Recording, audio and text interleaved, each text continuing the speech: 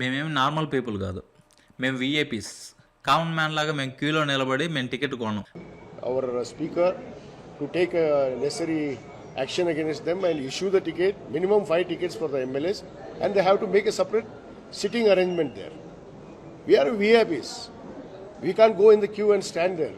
We went last time, we were standing in the queue. They are sending us in some gallery with the public. ఇప్పుడు ఆ ఎమ్మెల్యేకి support చేస్తూ ఒక party అని కాదు, కర్ణాటకలో ఎన్ని పార్టీలు ఉంటే అన్ని పార్టీ లీడర్స్ వచ్చేసి ఖచ్చితంగా విఐపీ టికెట్స్ ఇవ్వాల్సిందే అనేసి దీనికి సపోర్ట్ చేశారు.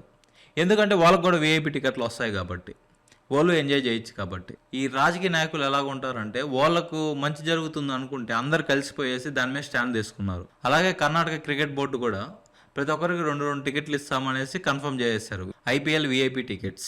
ఇక్కడ మెయిన్ పాయింట్ ఏమంటే ఈ విఐపీ కల్చర్ అనేది రోజు రోజుకి భారతదేశంలో ఎక్స్పాండ్ అవుతూ ఉంది. వీళ్ళకి ఎలా బుద్ధి చెప్పాలో మీరు చెప్పండి. కామన్ పీపుల్ అంటే వీళ్ళకి అసలు లెక్కే లేదు. మళ్ళీ వీళ్ళు పొలిటికల్ లీడర్స్.